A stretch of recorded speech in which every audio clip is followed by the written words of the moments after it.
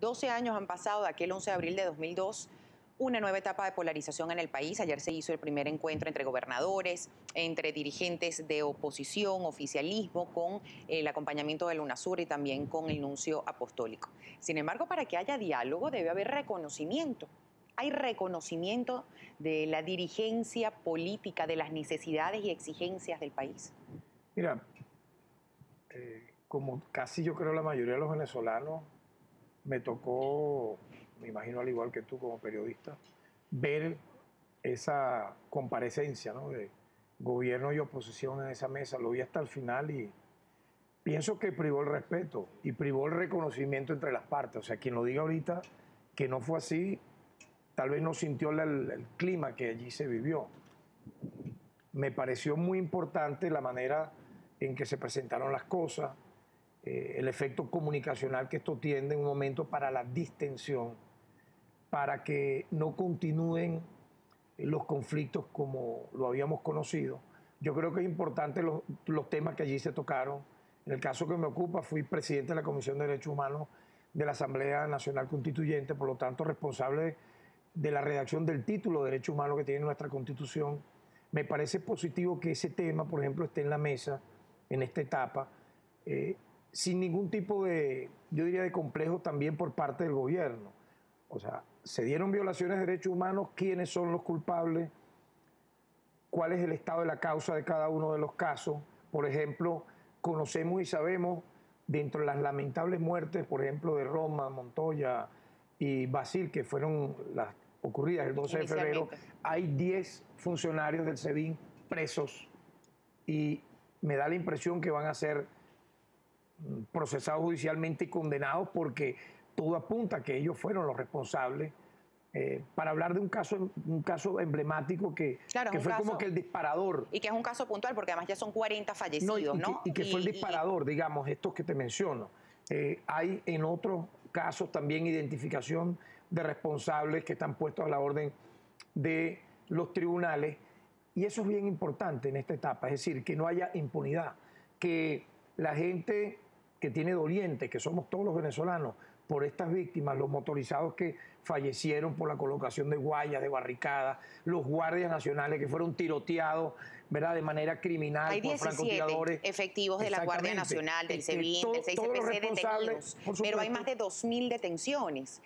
Y el argumento detenciones con libertad. Sin duda, detenciones en lo que son estos 57 días, hay más de 2.000 detenciones. El Ministerio Público está investigando 90 presuntas violaciones a los derechos humanos. El Foro Penal Venezolano establece que son 60 violaciones. Sin embargo, son 40 fallecidos y se habla de que hay 17 funcionarios del 6CPC detenidos.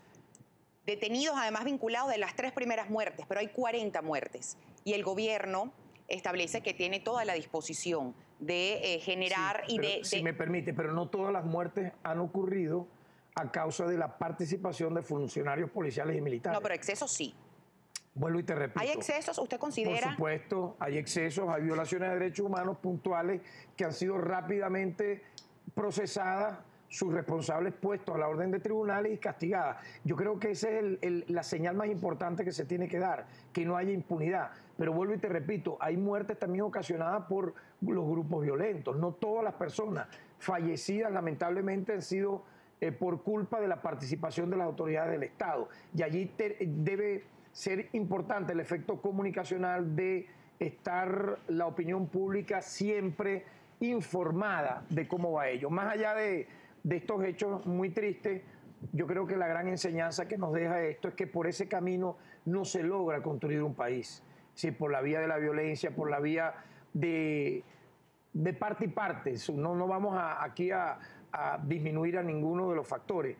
Y lo sensato siempre va a ser el debate civil, el debate democrático, la convivencia ciudadana, el respeto al otro. Y yo te digo una frase, no todos los chavistas pueden ser calificados de delincuentes, de criminales. Como tampoco los de la oposición. Ni los factores de la oposición tampoco pueden ser criminalizados como fascistas o apátridas. Ese tipo de descalificaciones, por supuesto, deben ser eliminadas, y el que asuma, por ejemplo, una actitud fascista, ok, debe ser puntualmente señalado, pero yo pienso que también tenemos que ir a una especie de encuentro entre hermanos venezolanos, más allá de las diferencias políticas que puedan haber. Hay mucha participación de nuestros televidentes, me alegra. así que le pedimos en la medida de lo político, en la medida de lo necesario, porque además para ser político es muy complicado dar respuestas cortas, pero ahorita se lo vamos a requerir. ¿Cómo no? O Alfredo. Gracias, Carolina. Sí, tenemos nuestra participación del público a través de @primerapágina, que es nuestro Twitter. Eduardo Martínez le pregunta a Tarek: por favor, dile a Tarek que el problema comenzó porque los gerentes de PDVSA se negaron a entregarle petróleo a Cuba. ¿Qué opinas, Tarek, acerca de esto? Yo vuelvo y repito, el disparador de los sucesos lamentables del 11 de abril fue la aprobación de las leyes habilitantes que ya mencionamos. Eso está totalmente comprobado porque después de allí vino un paro patronal, que por cierto lo encabezó quien asumió la dictadura en esos días, que fue Carmona Estanga. Tengo otra pregunta también de @primerapágina. Denis Coromoto dice: en lugar de estar hablando tanto del 11 de abril, que hablen de la escasez de alimentos, de la delincuencia, de los corruptos, por Dios.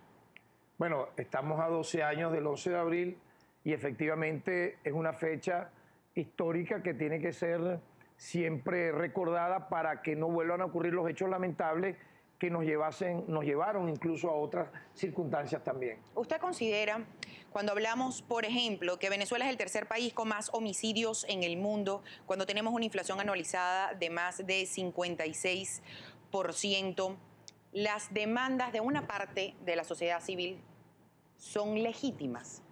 Yo pienso que todas las demandas de la sociedad civil democráticas son legítimas, en tanto tienen que ser escuchadas, tienen que ser canalizadas, y para ello están las mesas de diálogo, las mesas de trabajo, y buscarle soluciones a todos esos temas. Por supuesto que siempre van a ser legítimas. Fíjese que en el encuentro de ayer a mí me sorprendió algo, y es que dos personas, dos bandos, prácticamente dos representaciones de diversas partes del país, se sentaron en una mesa. Fue transmitido en cadena nacional, que eso era algo que además muchas personas esperábamos. Sin embargo, cada grupo defendía con convicción lo que consideraban su realidad. Usted escuchaba a los representantes del oficialismo y decían que el aparato productivo, por ejemplo, era exitoso, que ellos estaban convencidos del socialismo, que ellos estaban convencidos de incorporar a la sociedad. Pero usted escuchaba parte de la oposición y ellos, además con números como del Banco Central de Venezuela, hablaban del desabastecimiento, hablaban de la inseguridad. Eso va a ser uno de los elementos más difíciles para que ambos se pongan de acuerdo cuando cada quien defiende con tanta convicción sus argumentos. Pero es que normalmente en una sociedad democrática, cuando dos factores que se confrontan cívicamente se sientan a dialogar, tienen que defender posiciones, y en el transcurso de las conversaciones esas posiciones se disienten hasta buscar un equilibrio. Por lo tanto, yo creo que el mismo gobierno reconoce que hay esos problemas y está en la búsqueda de solucionarlos, y de hecho hay unas mesas económicas para buscarle salidas a los temas que ya tú has mencionado aquí. Es decir, yo creo que hay que escuchar a las partes. Me parece positivo el diálogo de los empresarios con el gobierno, de los trabajadores con el gobierno, de los factores de los partidos políticos de oposición con el gobierno. Ojalá se incorpore los estudiantes y la juventud, porque yo creo que son un factor sumamente vital y moral en este país, que tienen que ser escuchados. A mí me tocó ser dirigente estudiantil, por cierto, en el Tigre. Fui presidente de un centro de estudiantes en el Liceo Briceño Méndez, luego en la ULA, y efectivamente ese es un sector que en algún momento va a ser también reivindicado pues en estas mesas de diálogo.